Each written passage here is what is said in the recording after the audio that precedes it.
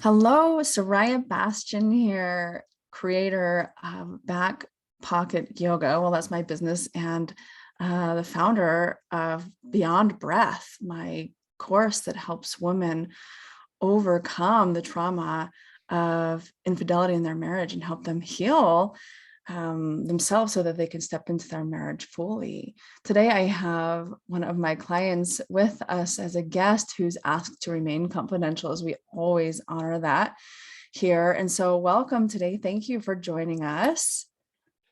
Thank you for having me. Let's start off with the main question. Tell us, what was the main problem you were experiencing before Beyond Breath?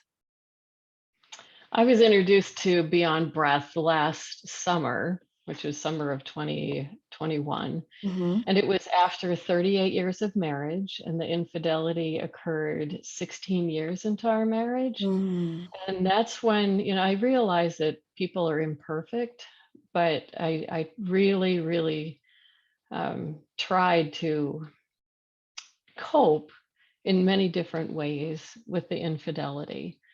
Tried to avoid it. I Mm-hmm. tried to make myself really busy and ignore it.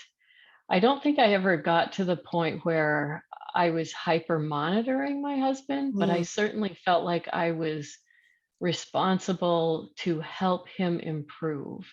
And Mm-hmm. so I took this huge amount of responsibility of someone else's behavior onto myself, which I Mm-hmm. carried that huge burden for all of these years, and it was fruitless because I've learned that I can only be responsible for myself. Yeah. And it drove me to the point where I was on a daily occurrence, it would be confusing to me. I couldn't figure out why I was angry, or I couldn't Mm-hmm. figure out why I wasn't being listened to, or why my concerns weren't being met.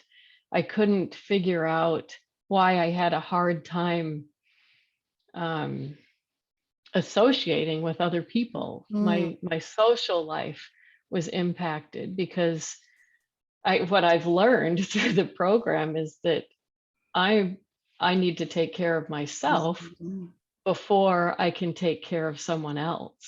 Yeah. And I was teaching people that I was responsible for their behavior, whether it was my husband or my children. And my life after the 23 years after the infidelity had become so chaotic and so confusing in my mind that and I've reached out to other tools. My Mm-hmm. husband and I tried marriage counseling. I really got into my religion, and I studied religious scripture, religious text, and I never could come up with anything that gave me peace and Mm-hmm. comfort and actually any tools that could help me understand what I was feeling. And the only thing that I would hear is that God would never give me anything more than I can handle, that Mm-hmm. God with all things are possible. And so it would be a form of like weakness if I assumed that I couldn't be responsible for this or couldn't handle this situation. But none of that ever worked. And it was getting worse and worse.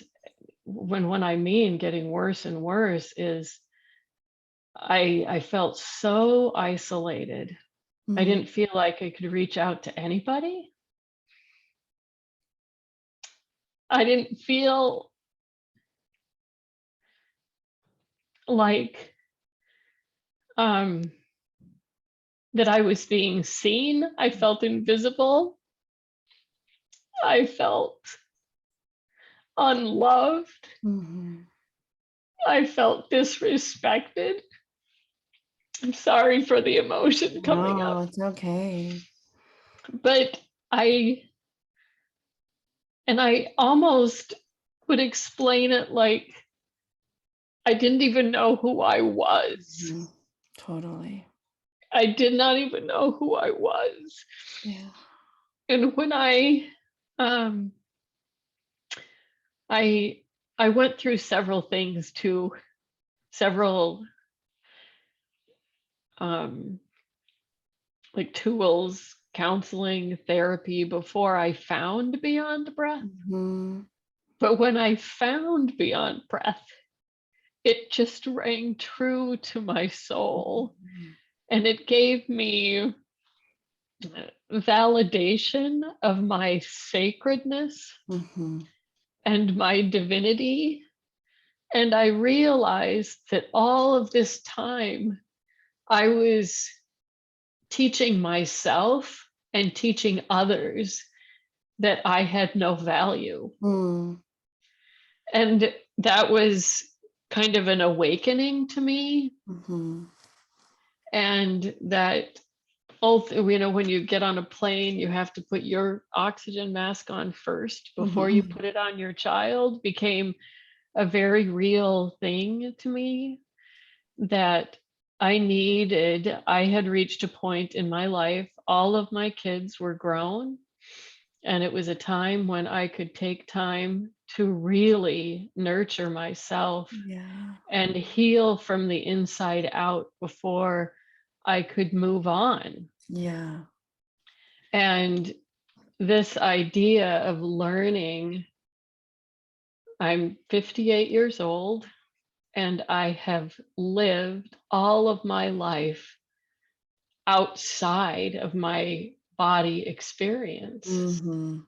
And I have not listened. Mhm.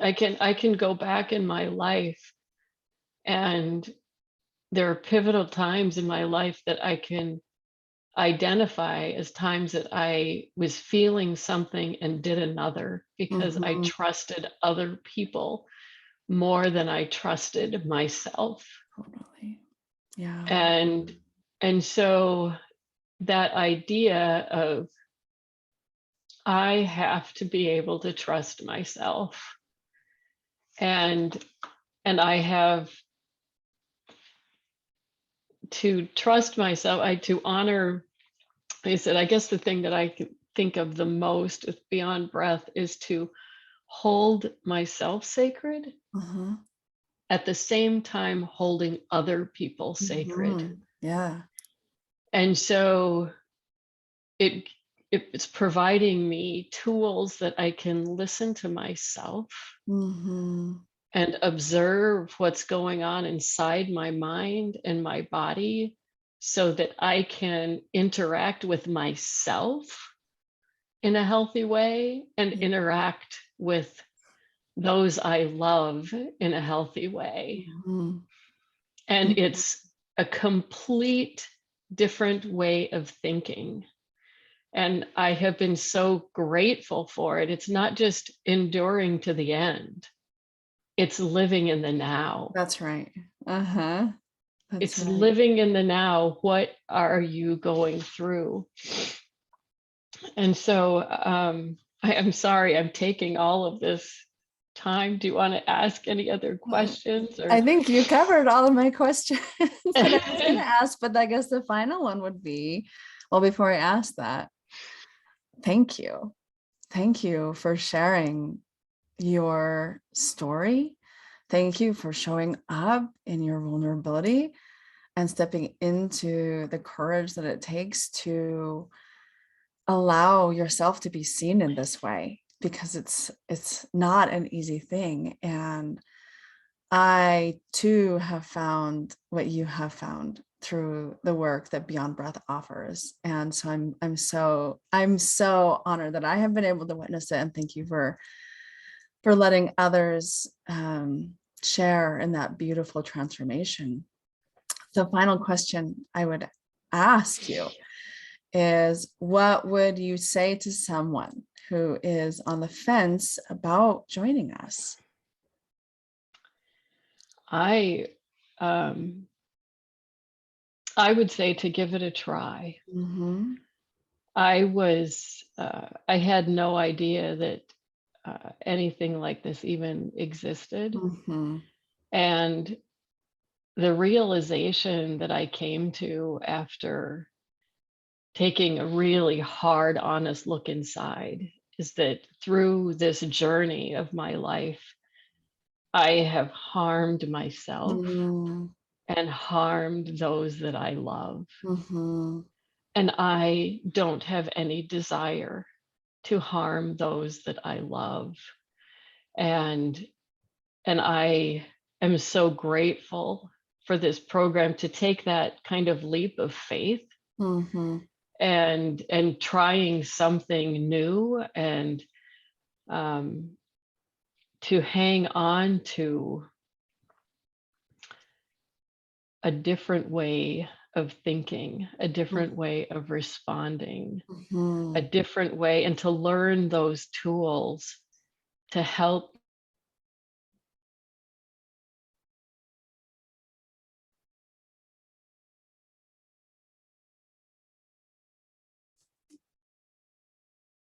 Oh, you're on mute.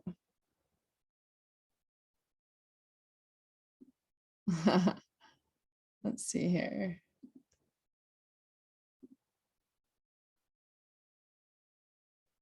We're just left at this cliff's edge. I think that's the only way I see only positive direction in my life after seeing me in a new light, Mhm. seeing my world in a new light that I only think can be positive and grow and bring warmth into my soul and love Mhm. into my heart to love from a place of abundance. Yes. And that gives me peace. It Mhm. gives me a place to rest. I can unload the anxiety, Mhm. unload the confusion, unload the anger, and walk on in love, holding myself sacred and others sacred so I Yeah, can grow and flourish I love that. And live. and live and And live. truly live, not just Just live. exist clenching our teeth, Yeah, but truly live. that's right. Yeah, I love that so much. Would you say that the financial investment was worth it?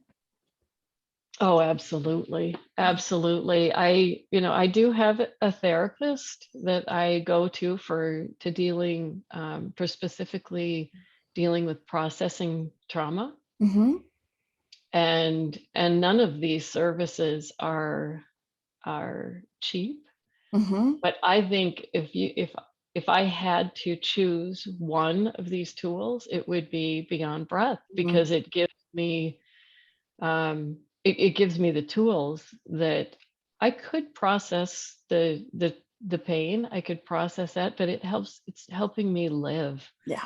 live my life minute by minute, hour by hour, day by day, month by month, year Mm-hmm. by year. Yeah. And absolutely, I think it was worth it. Yeah. I love that. I really appreciate you taking the time out of your day to tell us your experience. Thank you so much. And to all of those who are listening to this, if this speaks to you and you feel this deep down inside of your heart in the very center of your being, um, reach out. There is healing to be found through this trauma. There is life again, and that is what the healing of trauma is learning how to live again. So thank you again so much. I love you, and we'll see you Love you soon. too.